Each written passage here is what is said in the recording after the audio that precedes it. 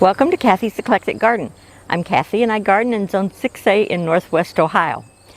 This week we are looking at a prolific reseeder that is a problem in my garden.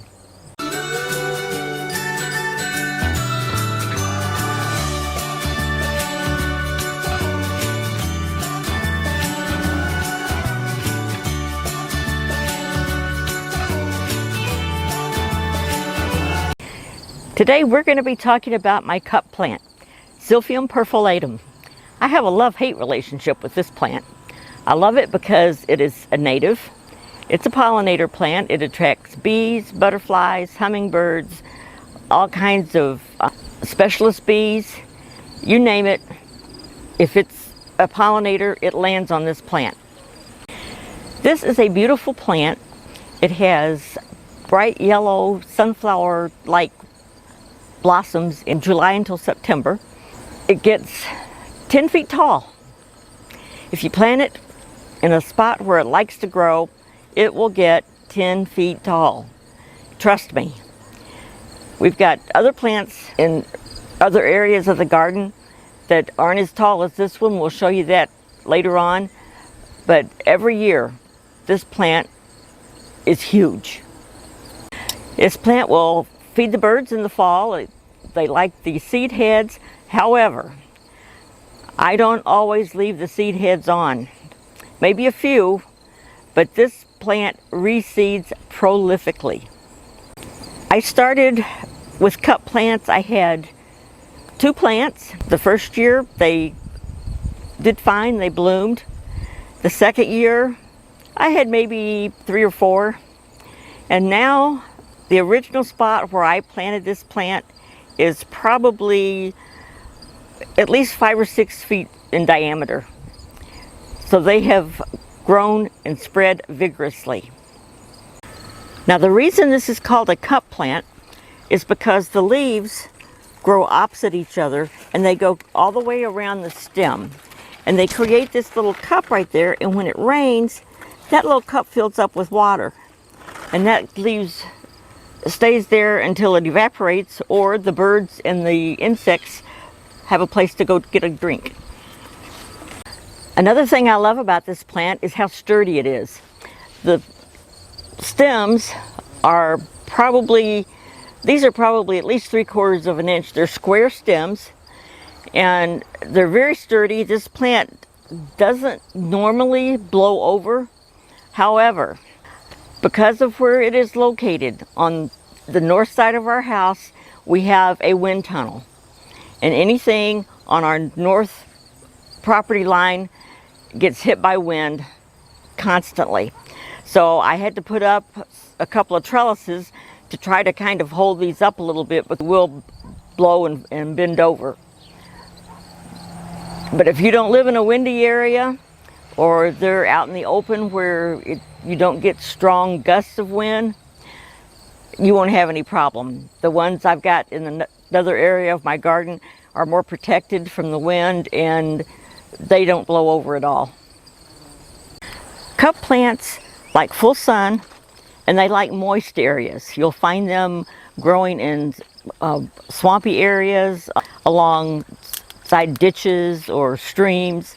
This is at the top of my rain garden, the ones that I've got planted here. This area here was once covered by a big branch off of my button bush. And when we cut the branch back, we found a plethora of cup plant seedlings. Also in this area, we have a blue lobelia, which I was gifted by my brother. He has a wetlands on his property. They also like wet areas, hence they're in my rain garden. And I started with 3 plants, and I've got probably a half a dozen now in here. They were just getting ready to bloom when I cut that button bush limb out and got this opened up so they could get some light. And here's all of those little seedlings I was mentioning. Now, early in the spring, I had this area cleaned out.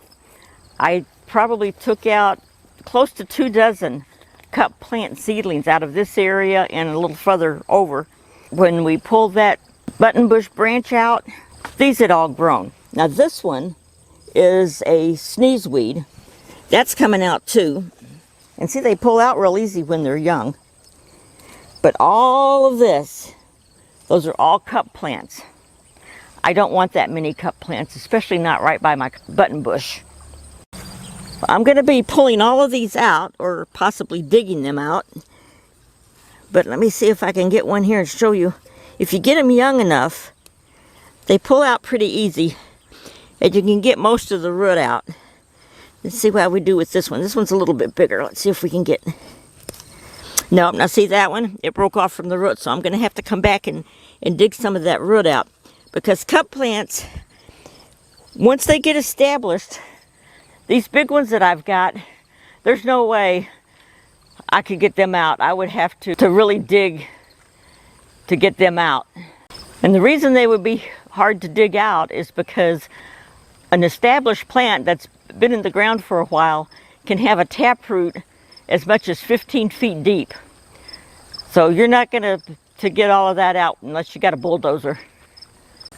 Once I start pulling these out, I will get all of the ones in this area, and I'm also going to have to check east of this area and southeast of this area, because the way the wind blows, it blows them. I found them clear to the back of my garden, and we'll go back there now and check those out.